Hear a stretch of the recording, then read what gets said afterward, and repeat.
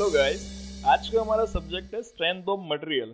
तो हमें ये सब्जेक्ट क्यों पढ़ना है, क्यों हमें किसी मटेरियल की स्ट्रेंथ निकालनी है।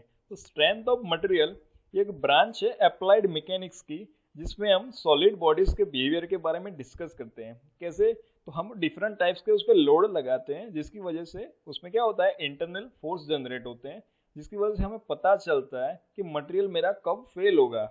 तो हम उस हिसाब से डिजाइन करेंगे कि किसी भी कंडीशन में मेरा मटेरियल फेल नहीं होना चाहिए। अगर मैं किसी भी चीज की डिजाइन कर रहा हूँ, चाहे वो मेरी बिल्डिंग हो, ब्रिज हो, मशीन हो, मोटर हो, सबमरीन हो, एयरप्लेन हो, इन सभी कंडीशन में मेरा मटेरियल फेल नहीं होना चाहिए। कितना भी लोड आए उस पर, वो मटेरियल फेल नहीं होना चाहिए, उसकी वजह से मुझे डिजाइन करनी पड़ती है। तो ये सारी चीजें हम लोग पढ़ने वाले हैं स्ट्रेंथ ऑफ मटेरियल में। तो हमारा मेन ऑब्जेक्टिव क्या होगा कि हम लोग किसी मटेरियल पे लोड लगा रहे हैं, उसकी वजह से उसमें कितना इंटरनल फोर्स जनरेट हो रहा है, इंटरनल स्ट्रेस जनरेट हो रहा है, उसका कितना स्ट्रेन हो रहा है, और मटेरियल कितना डिफ्लेक्ट करेगा लोडिंग के टाइम पे। सारी चीजों की डिस्कशन स्ट्रेंथ ऑफ मटेरियल में होगी। सो पहले स्टार्ट करते हैं नॉर्मल स्ट्रेस क्या है। तो नॉर्मल स्ट्रेस की बात करें तो किसी भी हमें नॉर्मल स्ट्रेस के फंडामेंटल कॉन्सेप्ट को समझना है अच्छी तरह से। तो कैसे समझेंगे?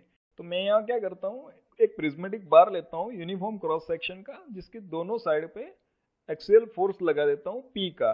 तो उसकी वजह से मेरे मटेरियल पे क्या इफेक्ट होगा वो मैं देखता हूँ।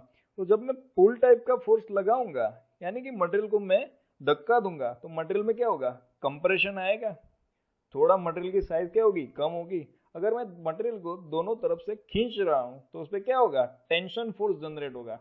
देखो हम लोग यहाँ पुश लगाते हैं तो कंप्रेशन होता है, पुल लगाते हैं तो टेंशन फोर्स जनरेट होता है। अब बात आती है, क्या ये फोर्स हम डायरेक्ट मेजर कर सकते हैं? तो देखो, विदाउट लोडिंग हम कभी भी नहीं मेजर कर सकते कि मटेरियल पे कितना स्ट्रेस लग रहा है। हमें स्ट्रेस निकालना है तो मटेरियल पे कुछ लोडिंग लगानी ही लगानी है। अब हमें कैसे मालूम पड़ेगा कि उस पर कितना स्ट्रेस लग रहा है? तो उस मटेरियल के अगर क्रॉस सेक्शन पे मैं कट करूं तो उसमें जितना भी एरिया है उसमें उस लोड की वजह से स्ट्रेस जनरेट होगा। तो यहाँ से हम स्ट्रेस दो तरीके से डिफाइन कर सकते हैं। कैसे? तो एक तो intensity of force, that is force per unit area, और दूसरी तरीके डिफाइन करना हो तो stress can be define as stress is internal resistance of material offered against deformation. हम लोग क्या कर रहे हैं, उस पर लोड लगा रहे हैं, मटेरियल को डिफॉर्म कर रहे हैं, और स्ट्रेस क्या कर रहा है, उसको रेजिस्ट कर रहा है। तो स्ट्रेस इज इंटरनल रेजिस्टेंट है। उसका फॉर्मूला है sigma is equal to P by A। और ये स्ट्रेस कोई भी हो सकता है, या तो वो टेंसाइल हो सकता है या फिर वो कंप्रेसिव हो सकता है। नेचर वाइज देखने जाए तो जनरली उसका यूनिट है न्यूटन पर mm स्क्वायर और mega pascal. Now sine convention की बात करूं तो मैं टेंसाइल स्ट्रेस को पॉजिटिव ले रहा हूं और कंप्रेसिव स्ट्रेस को नेगेटिव ले रहा हूं। अब हमें एक चीज मालूम पड़ी कि जब भी मैं लोड लगाऊंगा तभी उसमें कुछ स्ट्रेस जनरेट होगा। अगर वो बॉडी फ्रीली अपने आप मूव हो रही है या फिर टेम्परेचर की वजह से उसका फ्री एक्सपांसन हो रहा है तो उसमें कोई भी स्ट्रेस जनरेट नहीं होगा। सो हमें क्या याद रखना है कि जब मटेरियल पे लोड लगेगा तभी स्ट्रेस जनरेट होगा, अगर लोड नहीं लग रहा है तो स्ट्रेस जनरेट नहीं होगा। प्रेशर और स्ट्रेस में क्या डिफरेंस है? Pressure is external physical quantity while the stress is internal. Load लगा रहा है तभी स्ट्रेस जनरेट हो रहा है।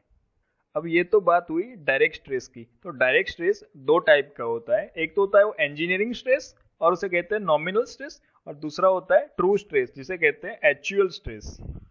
अब देखो, मटेरियल पे किसी भी एक साइड से हम लोड लगाएंगे तो उसकी लेंथ में डिफरेंस आएगा। ये हम सिर्फ इंजीनियरिंग स्ट्रेस में कंसीडर कर रहे हैं कि उसका क्रॉस सेक्शनल एरिया है वो वैसे का वैसा ही है, पर एक्चुअल में ये नहीं होता। जब वो लेंथ इंक्रीज होगी तो उसका क्रॉस सेक्शन एरिया क्या होगा, वो डिक्रीज होगा।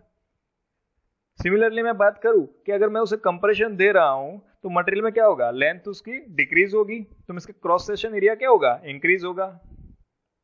सो इस तरीके से मैं देखने जाऊं तो टेंशन में क्या होगा, ट्रू और जो एक्चुअल स्ट्रेस है वो हमेशा मेरा इंजीनियरिंग स्ट्रेस से क्या होगा, वो ज्यादा ही निकल के आएगा। और कंप्रेशन में जो ट्रू और एक्चुअल स्ट्रेस है वो किसी भी कंडीशन में इंजीनियरिंग स्ट्रेस से क्या होगा, कम होगा। और ये चीज आप इमेजिन करके भी समझ सकते हो। अब बात करते हैं स्ट्रेन की। तो स्ट्रेन कैसे निकालेंगे? तो जब हम मटेरियल पे हमने लोड लगाया, लोड की वजह से क्या हुआ, या तो मटेरियल मेरा टेंशन में हुआ या फिर कंप्रेशन हुआ। तो टेंशन में उसकी लेंथ क्या होती है, बढ़ती है, और जब कंप्रेशन होता है तब लेंथ उसकी कुछ कम होगी। तो जो लेंथ में जो चेंज आ रहा है वो कितना आ रहा है, तो चेंज पर जो टोटल और ओरिजिनल लेंथ है उसको मैं अगर रेशियो निकालूं तो मुझे क्या निकल के आएगा, वो मेरा निकल के आएगा स्ट्रेन। और स्ट्रेन का फॉर्मूला क्या है, epsilon is equal to delta, यानी change in length divide by original length. और एक चीज याद रखना, स्ट्रेन की डायमेंशनलेस क्वांटिटी है, स्ट्रेन का कोई भी यूनिट नहीं होता। इफ द मेंबर, अगर मेरा मेंबर टेंसाइल फोर्स लग रहा है तो उसे हम बोलेंगे टेंसाइल स्ट्रेन, अगर उस पर कंप्रेसिव फोर्स लग रहा है तो मैं उसे बोलूंगा कंप्रेशन स्ट्रेन लग रहा है उसमें।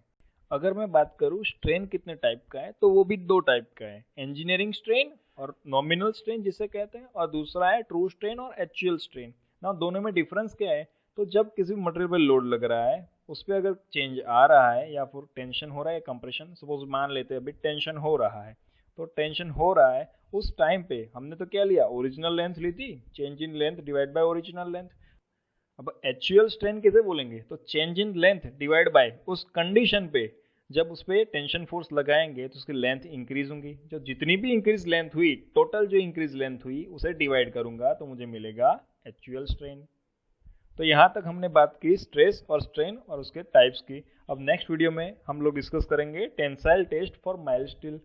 माइल्ड स्टील पे क्या इफेक्ट आती है टेंशन टेस्ट की, उसके बारे में हम लोग डिस्कस करेंगे नेक्स्ट वीडियो में। सो आपको अगर ये वीडियो पसंद आया हो तो लाइक कीजिए, शेयर कीजिए और सब्सक्राइब कीजिए, और अपने डाउट्स कोई भी हो तो वो कमेंट बॉक्स में लिखना ना भूलिए। Thank you.